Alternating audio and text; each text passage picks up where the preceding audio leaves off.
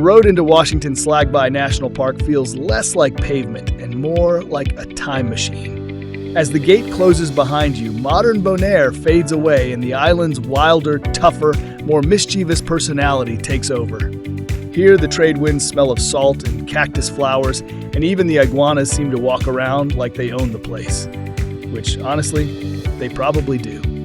This park covers almost 1/5 of Bonaire, but it isn't just nature.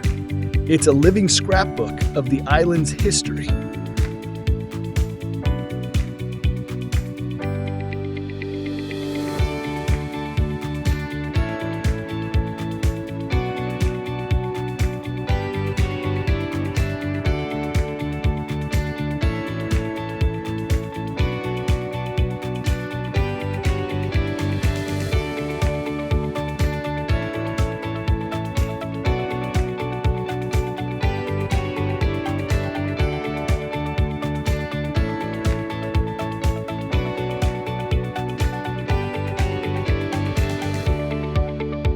Long before cruise ships and dive shops, this land was home to the Caiquetio people. Later, it became a rough colonial plantation called Washington and Slagbaai, where aloe, goats, and salt were the real currency. The stone ruins you see along the trails aren't decorations. They're the stubborn leftovers of lives lived under a brutal sun. As you drive deeper in, the landscape changes moods every few minutes. One moment, you're in a cactus forest that looks like a gathering of spiky green philosophers. The next, you're skirting a turquoise bay so bright it seems plugged into electricity.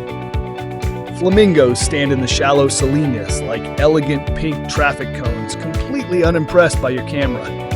Local legend says they gossip about tourists at night, mostly about socks with sandals. At Boca Slagbaai, the sea puts on its loudest performance. Waves crash into the limestone cliffs with a thunder that vibrates in your chest. Fishermen once launched tiny boats from this impossible shore, reading the water the way others read newspapers.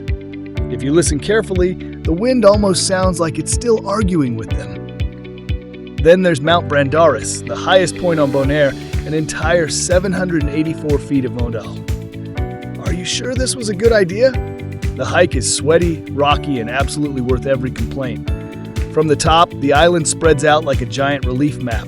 Salt flats shimmering, Kunuku hills rolling, and the Caribbean fading from turquoise to impossible blue.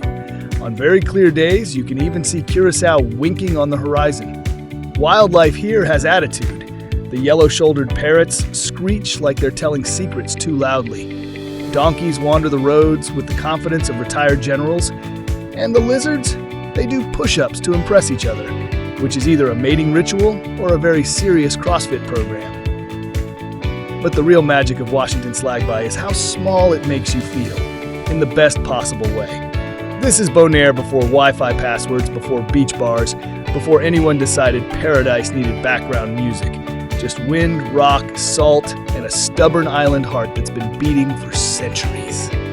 So, when you leave the park and the gate opens again, don't be surprised if you feel slightly different. A little dustier, a little quieter, maybe a bit more patient.